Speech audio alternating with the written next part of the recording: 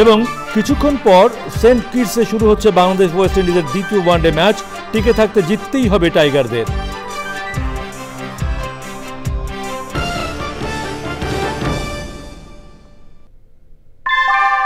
আমাদের দেশে একটা প্রচলন আছে, বছরের প্রথমে একটা বাচ্চাদের জন্য একটা বড় অ্যামাউন্ট লাগে। ঠিক করলাম যে আমরা একটা ডিপিএস খুলি, এবং বিকাশে এটা খোলার কারণ হচ্ছে কি, বেশি হ্যাজেল নাই, বাসায় বসেই সব করা যাচ্ছে।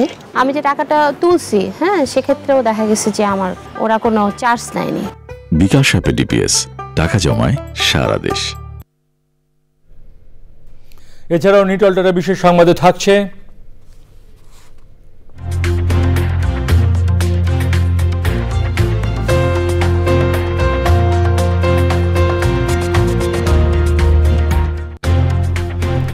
বুলগেরিয়ায় দূষণ রোধে প্লাস্টিক ব্যবহারের খবর।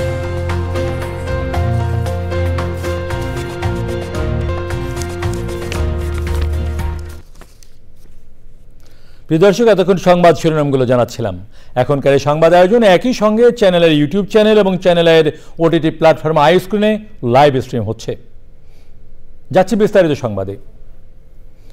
গণহত্যা, জোরপূর্বক গুম, ক্রসফায়ার, পুলিশের হেফাজতে নির্যাতন, মৃত্যু, পিলখানা হত্যাকাণ্ড, শাপলা চত্বরে গণহত্যা, মোদি বিরোধী আন্দোলন, ডিএসএস সহ বাংলাদেশে বিভিন্ন সময়ে হওয়া ফ্যাসিবাদী জুলুমের প্রতিবাদে গণজমায়েত করেছেন ভুক্তভোগী এবং তাদের পরিবারের সদস্যরা। সোহরাওয়ার্দী উদ্যানে বিচারের দাবিতে একাত্মতা প্রকাশ করতে অংশ নেন বৈষম্য বিরোধী ছাত্র আন্দোলন। জাতীয় মানবাধিকার কমিশনের প্রতিনিধি দল থেকে শুরু করে দেশের বিভিন্ন রাজনৈতিক দলের নেতাকর্মীরা। এ সময় অন্তর্বর্তী সরকারের তথ্য উপদেষ্টা নাহিদ ইসলাম সমাবেশে যোগ দিয়ে সব গুম এবং বিচার বহির্ভূত হত্যাকাণ্ডের বিচার নিশ্চিত করার আশ্বাস দেন। ফ্যাসিবাদ রুখতে বিভিন্ন রাজনৈতিক দলের নেতারা জাতীয় ঐক্যের কথা বলেছেন।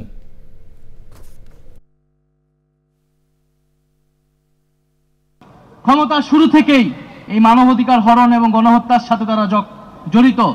শেখ হাসিনার হাতে রক্তের দাগ সবসময়ই ছিল, যেমনটা ছিল তার বাবার হাতে। আমরা দেখেছি পিলখানা হত্যাকাণ্ড হয়েছে, আমরা দেখেছি শাপলায় কি নির্মমভাবে হত্যাকাণ্ড এবং গণহত্যা সংঘটিত হয়েছিল, এবং এই সর্বশেষ এই জুলাই মাসে ছাত্র জনতার উপরে গণহত্যা সংঘটিত হয়েছিল। একটি দল ইতিহাসে যখন দুইবার সুযোগ পেল এবং সুযোগ পাওয়ার সাথে সাথেই তারা বারবার মানবাধিকার হরণ করেছে, গণহত্যা হরণ করেছে, তার রাজনীতি করার বিষয়ে আর কোনো ধরনের দ্বিধা আমাদের কেন থাকবে? আওয়ামী লীগের বিদায় হয়ে গিয়েছে, আওয়ামী লীগকে পুনর্বাসন কারা কারা করবেন বা করতে চান, এখন সেইটা হচ্ছে আলোচনার বিষয়।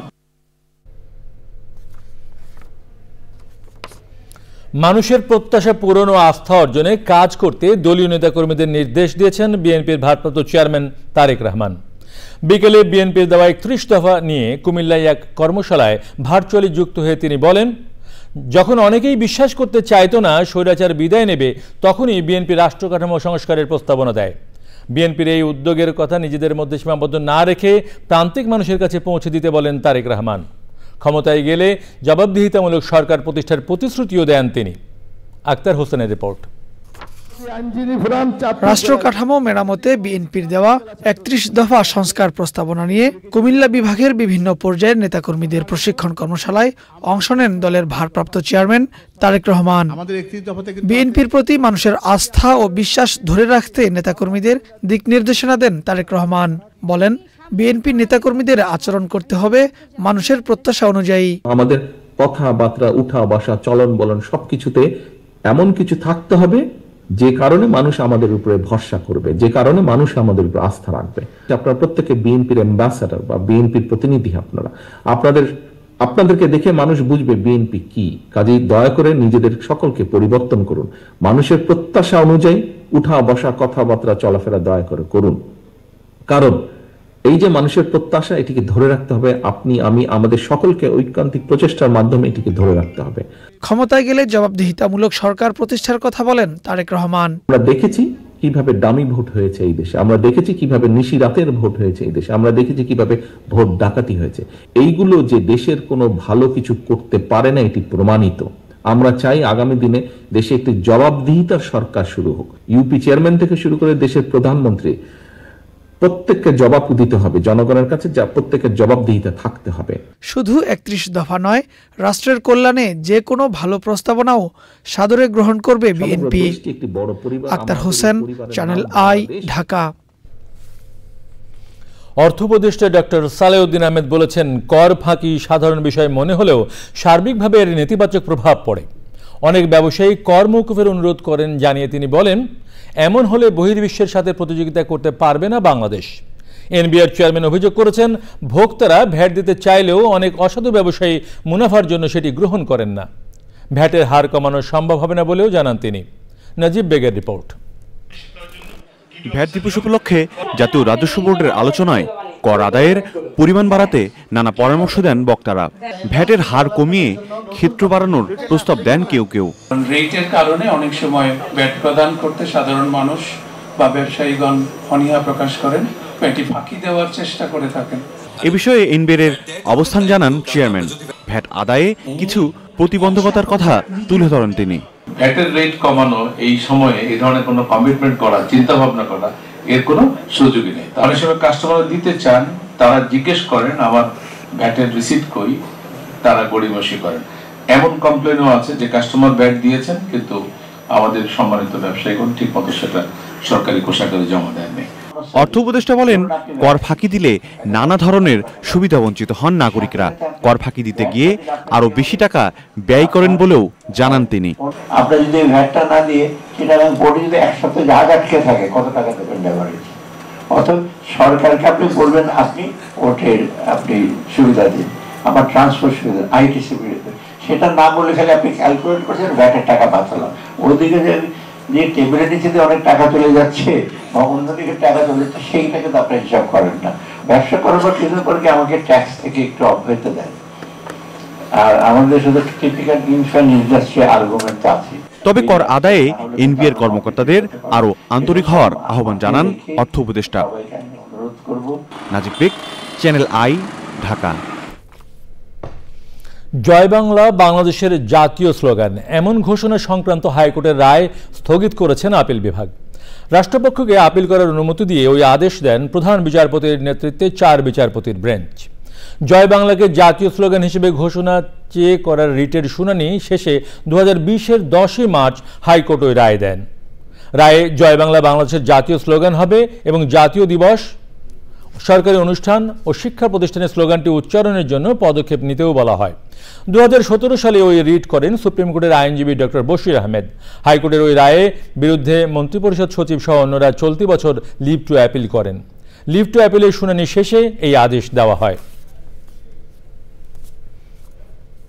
আপিল করার অনুমতি চেয়ে লিভ টু আপিলের দরখাস্ত দাখিল করি এবং আজকে সেটার শুনানি হয় এবং দীর্ঘ শুনানি শেষে আপিল বিভাগ জয় বাংলার যে জাজমেন্টটি ছিল সেই রায়টিকে আজকে স্থগিত করে দেন।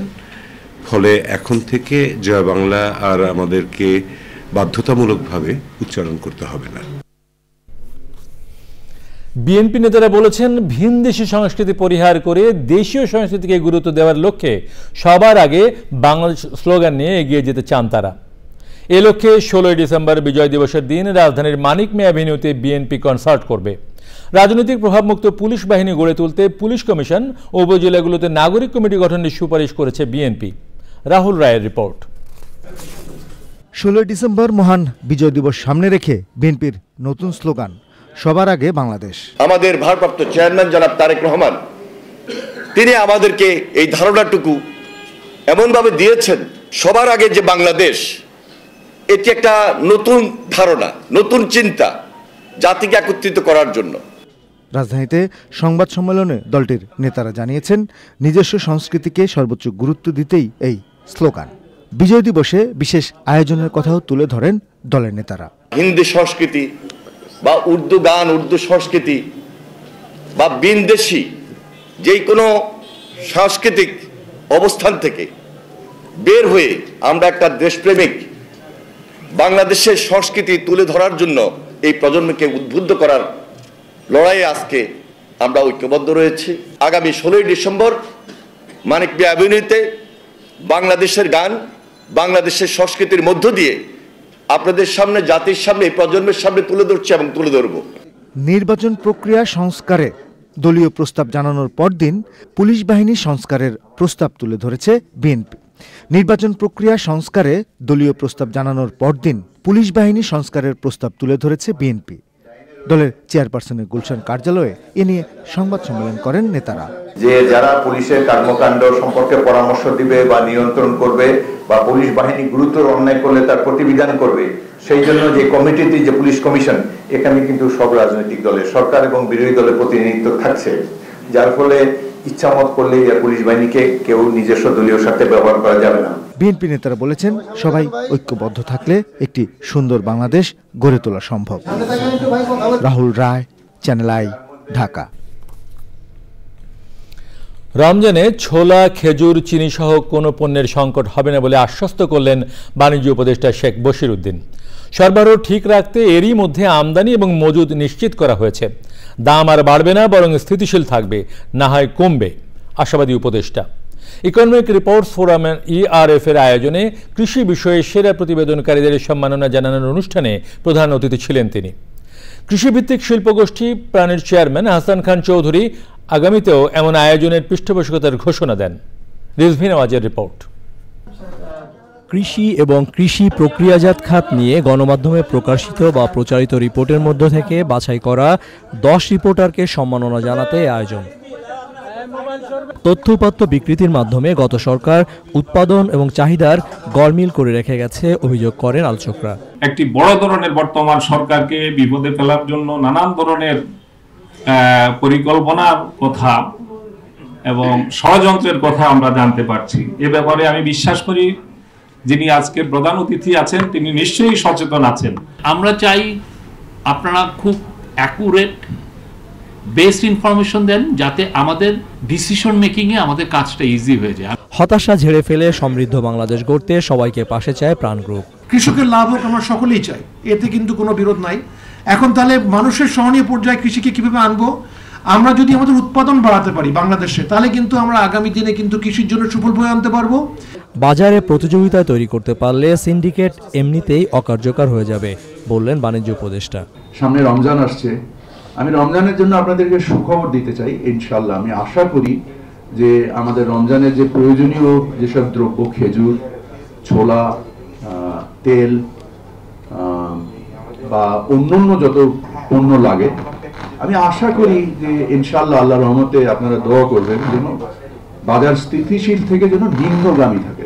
ERF প্রাণ মিডিয়া অ্যাওয়ার্ড পাওয়া সাংবাদিকদের মধ্যে 5 জন দৈনিক পত্রিকার, টেলিভিশন থেকে 3 জন আর অনলাইন পত্রিকার 2 জন। Rizvi Nawaz, channel I, Dhaka. প্রধান নির্বাচন কমিশনার AMM নাসিরউদ্দিনের সঙ্গে সৌজন্য সাক্ষাৎ করেছেন তুরস্কের বেসরকারি নির্বাচনী সংস্থার প্রতিনিধি দল। রাজধানীর আগারগাঁও নির্বাচন কমিশন ভবনে তারা দেখা করেন। এ বিষয়ে কমিশনের অতিরিক্ত সচিব KM আলী নওয়াজ বলেন, বাংলাদেশ কিভাবে আগামী নির্বাচন অবাধ, সুষ্ঠু, নিরপেক্ষ করবে এসব বিষয়ে আলোচনা হয়েছে।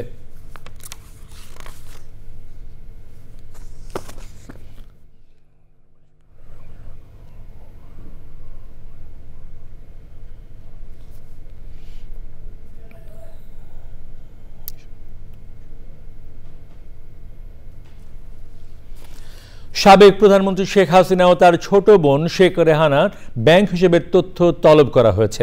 সেই সঙ্গে বঙ্গবন্ধু শেখ মুজিবুর রহমান মেমোরিয়াল ট্রাস্টের ব্যাংক হিসেবেরও তথ্য চাওয়া হয়েছে। বাংলাদেশ ব্যাংকের আর্থিক গোয়েন্দা সংস্থা বাংলাদেশ ফাইন্যান্সিয়াল ইন্টেলিজেন্স ইউনিট এ তথ্য তলব করেছে। শেখ হাসিনা ও শেখ রেহানা কোনো ধরনের আর্থিক অপরাধের সঙ্গে যুক্ত ছিলেন কিনা বা কারা এসব ট্রাস্টের টাকা দিয়েছেন এবং এই ট্রাস্টের টাকা কী কাজে ব্যবহার করা হয়েছে তা খতিয়ে দেখতে তাদের ব্যাংক হিসেব তলব করা হয়েছে।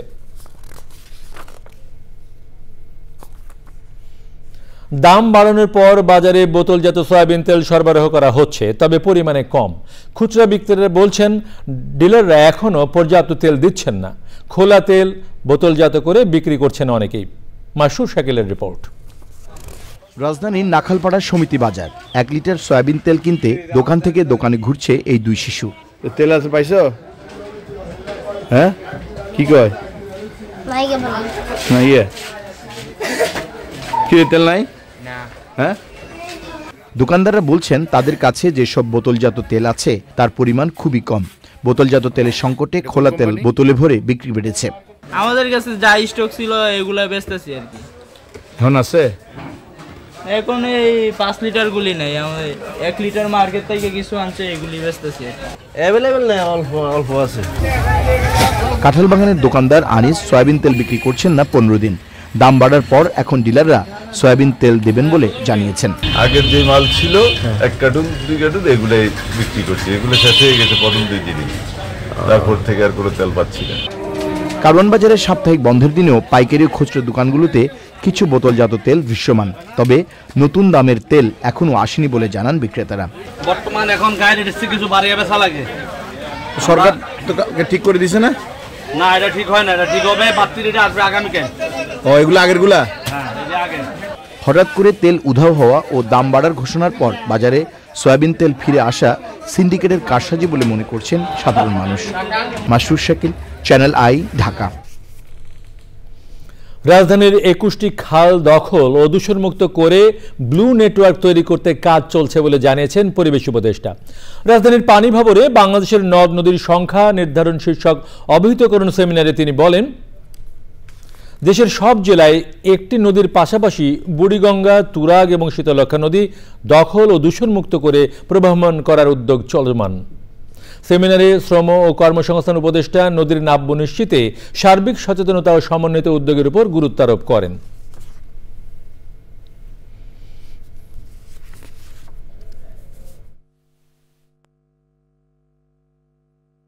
নদীগুলো বন্ধ হয়ে গেছে, নদীগুলো দখল হয়ে গেছে, অথবা নদীগুলোর নাব্যতা নেই। এই দুটো, একটা নাব্যতা যেখানেই কম সেখানেই দখল হয়েছে। আরেকটি বড় সমস্যা হচ্ছে, যেটা আমি নিজের চোখে নিজে না দেখলে বিশ্বাস করতাম না, এটা হচ্ছে বালু উত্তোলন।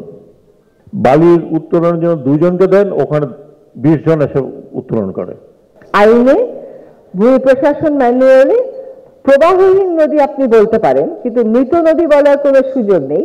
এই মৃত নদী বলেই ডিসি মহোদয়রা সকলে না, কেউ কেউ এগুলোকে লিজ দিয়ে ফেলেন, কিন্তু আসলে নদী কখনোই লিজেবল না। তো আমরা বুড়িগঙ্গা, তুরাগ এবং শীতলক্ষা এই 3টি নদীকেই দখল এবং দূষণমুক্ত করার একটা বিস্তারিত কর্মপরিকল্পনা করে কাজটা শুরু করে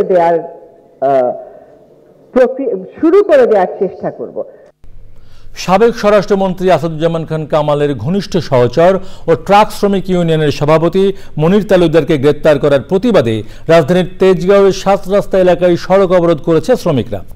এ সময় শিল্পাঞ্চল থানায় হামলার চেষ্টা করে তারা। এই মুহূর্তে সেখানে আছেন আক্তার হোসেন, সরাসরি যাচ্ছি তার কাছে।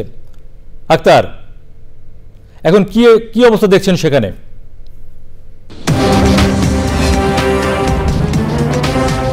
সোহেল, এই মুহূর্তে যদি বলি আমি রয়েছি তেজগাঁও শিল্পাঞ্চল থানার সামনে। কিছুক্ষণ আগে যে মনির তালুকদারকে গ্রেফতারের প্রতিবাদে যেই ট্রাক যে শ্রমিকরা এখানে এসেছিলেন থানা অবরুদ্ধ করতে, তারা কিন্তু এখন এই মুহূর্তে চলে গেছে। এখন আমার সঙ্গে পেছনে যাদেরকে দেখতে পাচ্ছেন, অর্থাৎ তেজগাঁও শিল্পাঞ্চল থানার সামনে যারা অবস্থান করছে তারা অধিকাংশই বিএনপি এবং যুব দলের নেতাকর্মী। তারা যখন এই মনির তালুকদারকে গ্রেফতারের প্রতিবাদে যখন শ্রমিকরা এই থানা এলাকায় আক্রমণ করার জন্য আসে এবং রাস্তা অবরোধ করে, সেই খবর পেয়ে কিন্তু তারা এসেছে এবং এসে পরিস্থিতি স্বাভাবিক করার চেষ্টা তারা করেছে। আমরা আইনশৃঙ্খলা বাহিনীর সদস্যদের সঙ্গে কথা বলেছি, তারাও বলছেন যেহেতু মনির তালুকদারের বিরুদ্ধে মামলা ছিল এবং সুদৃশ্য মামলার ভিত্তিতে তাকে গ্রেফতার করা হয়েছে। এরপরে কিন্তু আমরা দেখছি যে ঘণ্টাখানেক আগে যখন শ্রমিকরা এখানে এই রাস্তা অবরোধ করে দেয়, স্থানীয় যে বিশেষ করে প্রত্যক্ষদর্শীরা আমাদেরকে জানিয়েছে, তারা একটি বিশৃঙ্খল পরিস্থিতি সৃষ্টি করার চেষ্টা করেছিল। তো বিএনপি নেতাকর্মীরা এসে তাদেরকে তাড়িয়ে দেওয়ার পরে এই মুহূর্তে কিন্তু এই এলাকার অবস্থা একদমই স্বাভাবিক রয়েছে এবং রাস্তায় কিন্তু যান চলাচলও কিছুটা শুরু হয়েছে, যেহেতু অনেকক্ষণ গাড়ি বন্ধ ছিল, কিছুটা জট রয়েছে, তবে আস্তে আস্তে কিন্তু যান চলাচল স্বাভাবিক হচ্ছে। এবং থানার যে কার্যক্রম, যে আমি থানার ভারপ্রাপ্ত কর্মকর্তার সঙ্গে কথা বলেছি, তিনি বলছেন যে এখন পরিস্থিতি অনেকটাই তাদের নিয়ন্ত্রণে রয়েছে। সোহেল, এই ছিল আমার কাছে শিল্পাঞ্চল থানার সামনে থেকে সর্বশেষ। আক্তার, আপনাকে অনেক ধন্যবাদ। যাচ্ছি পরের সংবাদে। সৌর বিদ্যুৎ চালিত পানির পাম্প অনেকটাই সহজ করেছে উত্তরাঞ্চলের কৃষকের জীবনধারা। বিভিন্ন ফসল আবাদে সেচ খরচ কমায় আর্থিকভাবে লাভবান হচ্ছেন তারা। সৌর পাম্প স্থাপনে অর্থ সহায়তা দিচ্ছে স্ট্যান্ডার্ড চার্টার্ড ব্যাংক। রাসেল জমাদ্দারের ভিডিও চিত্রে শাকির আদনানের রিপোর্ট। কৃষির আধুনিকায়ন ও উন্নয়নে প্রযুক্তির ব্যবহার দিন দিন জনপ্রিয় হয়ে উঠছে। সময়মতো ফসল উৎপাদনে উত্তরাঞ্চলের চাষিদের নির্ভরতা বাড়ছে সোলার পাম্পের ওপর। রংপুর, দিনাজপুর, নীলফামারী, কুড়িগ্রাম ও লালমনিরহাটে সামাজিক দায়বদ্ধতা থেকে এগিয়ে এসেছে স্ট্যান্ডার্ড চার্টার্ড ব্যাংক। প্রকল্পের নাম দেওয়া হয়েছে farm mechanisation and climate finance. Standard chartered ব্যাংকের অর্থায়নে 28টি স্থানে সৌর পাম্প স্থাপন করেছে বেসরকারি উন্নয়ন সংস্থা ব্র্যাক। যে সময়ে জমিতে সেচের প্রয়োজন আমরা তড়িৎ গতিতে দিতে পারতেছি, কোনো বিলম্ব হইতেছে না। দেখা যেত পুকুরেও পানি শেষ হয়ে যেত, পরে যে উপরে বৃষ্টির আশাত বসে থাকতাম। হ্যাঁ, এটা আর এখন সেই অপেক্ষায় থাকা লাগেছে না। আমরা এখন ভালো সুবিধা পাবো যে পানি নিকটে হয়েছে, এখন পাওয়া যাইবে, ফসল আমাদের এখন উচিত পরিমাণ হবে। অন অ্যান এভারেজে একটা সোলার পাম্পের আওতায় 8 থেকে 10 বিঘা জমির এটা কাভারেজ করে এই সোলার পাম্পগুলো বিতরণ করা হয়েছে। সময় মতো জমিতে পানি দেয়া ও ফসল আবাদে প্রান্তিক কৃষকদের জন্য এমন উদ্যোগ বলছেন ব্যাংক কর্মকর্তারা। ওরা তো উপকৃত হচ্ছেনই, অ্যাট দ্য সেম টাইম অন্য সময়টা যে বসে থাকছে ক্যাপাসিটি যখন ওরা ইউটিলাইজ করতে পারে, ওরা আশেপাশের চাষিদেরকে দিয়ে কিছু সারপ্লাস ইনকাম পাচ্ছেন। সৌর পাম্প পরিচালনা ও রক্ষণাবেক্ষণের জন্য কৃষকদের মধ্য থেকে কমিটি করে দেয়া হয়েছে। কৃষকদের যে আগে যে একটা টেনশন ছিল যে আসলে কখন তারা পানি পাবেন, কখন তাদের আসলে ফসলে বা খেতে পানি দিবেন, সেটা নিয়ে তারা একটা সবসময় দ্বিধাদ্বন্দ্বে থাকতেন। তবে এই ধরনের যে সোলার পাম্পের মাধ্যমে যে পানির যে ব্যবস্থা করা হচ্ছে জমিতে, এবং এতে করে একদিকে যেমন আগাম ফসল উৎপাদন করা যাচ্ছে, সেই সঙ্গে অর্থনৈতিকভাবেই কিন্তু কৃষকরা লাভবান হচ্ছেন। রংপুরের তারাগঞ্জ থেকে শাকির আদনান, চ্যানেল আই। মঙ্গলবার বাদ জোহর রাজধানীর টিকাটলি মসজিদে বাংলা ভিশনের পরিচালক মোহাম্মদ আজিজুল হকের নামাজে জানাজা হয়েছে। পরে আজিমপুর কবরস্থানে দাফন করা হয় তাঁকে। রোববার দিবাগত রাতে সিঙ্গাপুর জেনারেল হাসপাতালে চিকিৎসাধীন অবস্থায় মারা যান তিনি। মৃত্যুকালে মরহুমের বয়স হয়েছিল 47 বছর। বাবা, মা, স্ত্রী, 2 ছেলে, 3 মেয়ে, ভাই বোন ও আত্মীয় স্বজন সহ অসংখ্য গুণগ্রাহী রেখে গেছেন আজিজুল হক। মোহাম্মদ আজিজুল হকের মৃত্যুতে বিভিন্ন রাজনৈতিক দল, সামাজিক সংগঠন ও ব্যবসায়ী নেতৃবৃন্দ শোক জানিয়েছেন। দিল্লিতে বাংলাদেশ হাই কমিশনের বাইরে আগুন জ্বালিয়ে বিক্ষোভ করেছে দেশটির কট্টর হিন্দুত্ববাদী সংগঠন আরএসএস এর সমর্থনের নাগরিক সমাজ। বাংলাদেশে সংখ্যালঘুদের উপর কথিত হামলার অভিযোগে তারা এই বিক্ষোভ কর্মসূচি করে। এর আগে মার্চ কর্মসূচি ঘোষণা করে হাই কমিশন অভিমুখে একটি মিছিল নিয়ে যান বিক্ষোভকারীরা। বেলা 12টার পর দিল্লির চাণক্যপুরী থানার 3 মূর্তি চক থেকে মিছিলটি শুরু হয়। বিক্ষোভ মিছিলে 3 থেকে 4 হাজার মানুষ অংশ নেয়। এ সময় তারা বিভিন্ন প্ল্যাকার্ড হাতে নিয়ে স্লোগান দিতে থাকে। বিক্ষোভ কর্মসূচিতে অংশ নেন আরএসএস নেতা রজনীশ জিন্দাল, ভারতের সাবেক intelligence bureau chief Rajiv Jain, Congress সংসদ সদস্য শশী থারুর, ঢাকায় ভারতের সাবেক রাষ্ট্রদূত বিনা সিকরি ও অন্যরা। এমন পরিস্থিতিতে বাংলাদেশ হাই কমিশনের বাইরে নিরাপত্তা জোরদার করা হয়েছে বলে জানিয়েছে দেশটির আইন শৃঙ্খলা বাহিনী। এবারে আই স্ক্রিন সাংস্কৃতিক সংবাদ।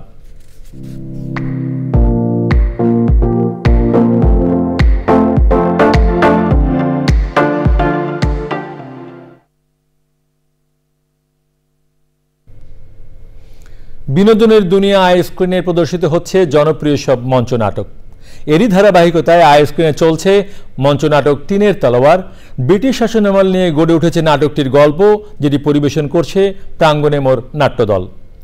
নাটকটির নির্দেশনা দিয়েছে অনন্ত হীরা। আই স্ক্রিন সাবস্ক্রাইব করে নাটকটি উপভোগ করতে পারবেন দর্শকরা। এবারে নিটল টাটা বিশেষ সংবাদ।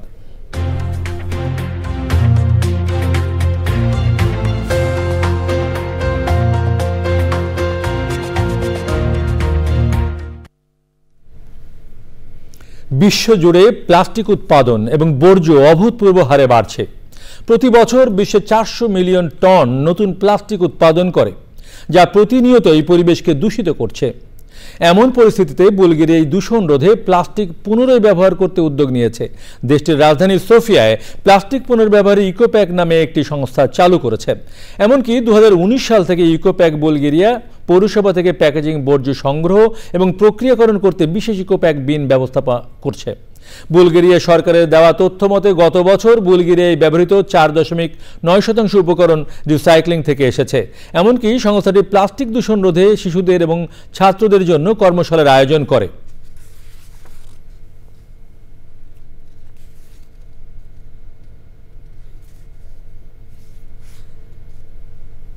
এবারে কৃষি সংবাদ।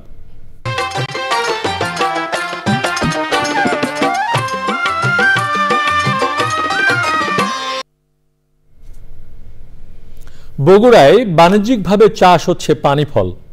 অল্প পুঁজি ব্যয় করে বেশি লাভ হওয়ায় দিন দিন পানি ফল চাষে আগ্রহ বাড়ছে কৃষকের। পানি ফলের চাষে পতিত জমি আবাদযোগ্য হবে বলে মনে করছেন চাষিরা। বগুড়া প্রতিনিধি রউফ জালালের তথ্য ও ভিডিও চিত্রে আল মুকসিদের রিপোর্ট। বগুড়া জেলার বিভিন্ন উপজেলায় পানি ফল উৎপাদনের সফলতা পাওয়ায় চাষিরা অনুপ্রাণিত হয়ে কৃষি অফিস থেকে চাষাবাদ পদ্ধতি শিখে পতিত জমিতে পানি ফল চাষ করছেন। নিচু পতিত জমি এবং বিল জলাশয়ে মৌসুমি ফসল হিসেবে পানি ফল চাষ হচ্ছে। প্রতি বিঘায় 14 থেকে 15 মন ফল পাচ্ছেন কৃষক। বিঘা 14-15 বিঘা করছি, পরবর্তীতে যে আমরা 20 বিঘা 25 বিঘা কর্ম। প্রতি কম লাগে, সারও লাগে না, কোনো কিছু লাগে না, এই ধরনের আবাদ করলে আমরা মনে করি অনেক লাভবান। ধানের চেয়ে লাভজনক, আর এক ফসলের জমিতে তো আপনার এগুলো ধান তো সবসময় হয় না, আপনার এগুলো পানি ফল লাগানো অনেক সুবিধে। পতিত জমি বা জলাশয়ে যেখানে অন্য ফসল হয় না সেখানে কৃষক পানি ফল চাষ করছেন। আমাদের বাজারে বেশ ভালো দামে এই পানি ফল বিক্রি হচ্ছে এবং এটি আমাদের কৃষি অর্থনীতিতে আমাদের অব্যবহৃত যে জমি, পতিত যে জলাশয়, যেখানে মাছ চাষের পাশাপাশি আমাদের কৃষক ভাইয়েরা এটি উৎপাদন করে তারা একটা কিন্তু বাড়তি লাভের একটা সুযোগ দেখতে পাচ্ছে তারা। অন্য ফসলের চেয়ে পানি ফল চাষে কষ্ট কম হয়, কীটনাশক ও সার ব্যবহার কম হওয়ায় এটি পুষ্টিকর ও নিরাপদ খাবার। আগামীতে আরো বেশি জমিতে চাষাবাদের জন্য কৃষকদের উৎসাহিত করছে কৃষি বিভাগ। আল মুকসিদ, চ্যানেল আই। এবারে প্রকৃতি সংবাদ।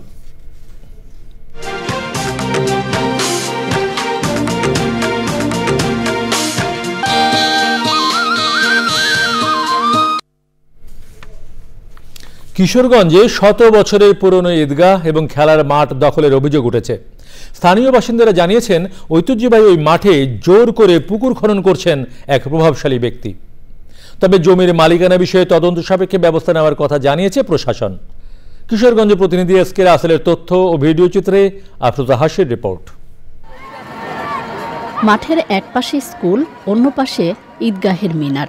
কিছুদিন আগেও করিমগঞ্জের আতকাপাড়ায় 1 একর 34% এই মাঠে বল পায়ে দাপিয়ে বেরিয়েছে স্থানীয় শিশু কিশোর ও তরুণরা। সম্প্রতি নিজস্ব মালিকানা দাবি করে মাঠে পুকুর খনন শুরু করেন স্থানীয় প্রভাবশালী এক ব্যক্তি। তো আজকে যদি মাঠটা আমাদের হাত থেকে চলে যায়, তাহলে ভবিষ্যৎ প্রজন্ম যারা আছে তারা অন্ধকারে ডুবে যাবে, নেশাসক্ত হয়ে যাবে।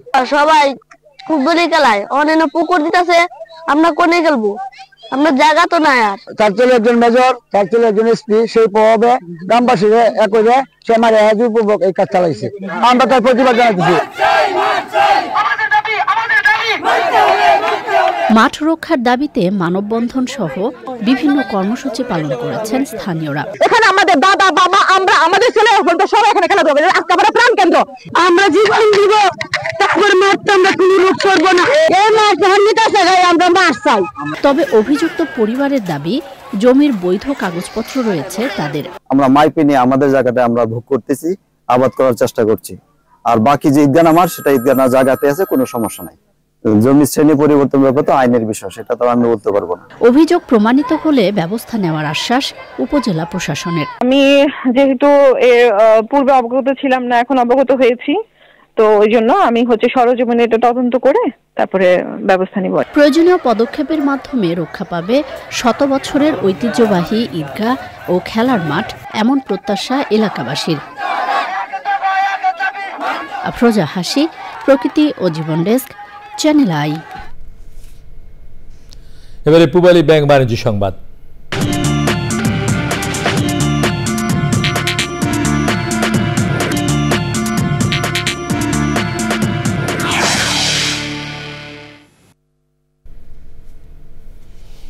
দেশের একমাত্র প্রবাল দ্বীপ সেন্ট মার্টিনের সুরক্ষায় একসঙ্গে কাজ করবে দেশের শীর্ষস্থানীয় শিল্প গ্রুপ প্রাণ আরএফএল ও জাতিসংঘ উন্নয়ন কর্মসূচি ইউএনডিপি।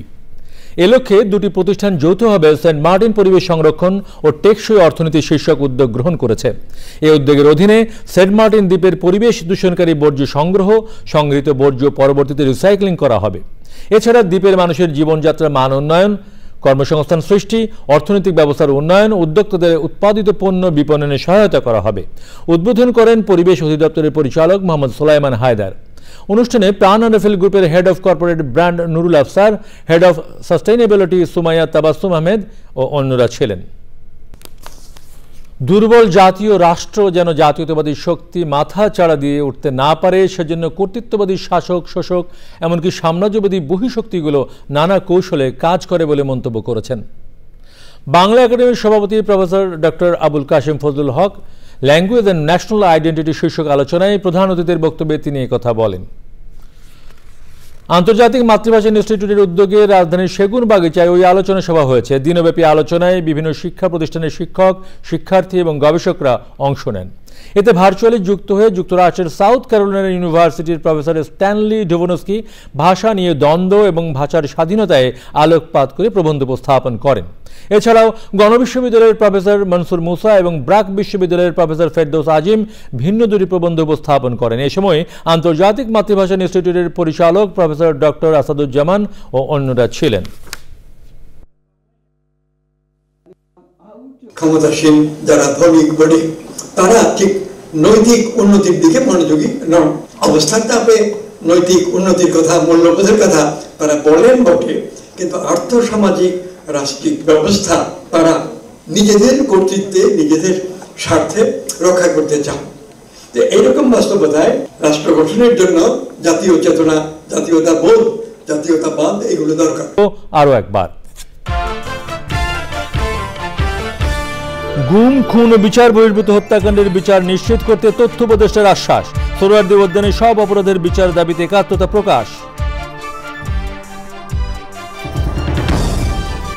মানুষের আস্থা অর্জনে কাজ করতে দলীয় নেতাকর্মীদের তারেক রহমানের নির্দেশ। ক্ষমতায় গেলে জবাবদিহিতামূলক সরকার প্রতিষ্ঠার প্রতিশ্রুতি।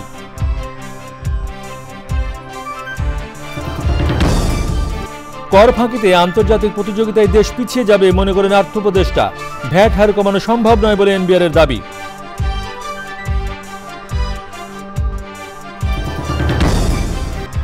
বাংলাদেশের জাতীয় স্লোগান জয় বাংলা সংক্রান্ত হাইকোর্টের রায় আপিল বিভাগে স্থগিত। রাষ্ট্রপক্ষকে আপিল করার অনুমতি।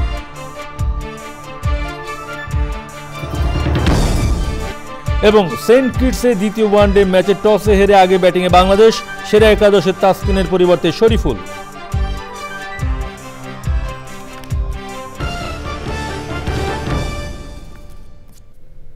আমাদের পরের সংবাদ দেখার আমন্ত্রণ জানিয়ে বিদায় নিচ্ছি। সবাইকে ধন্যবাদ।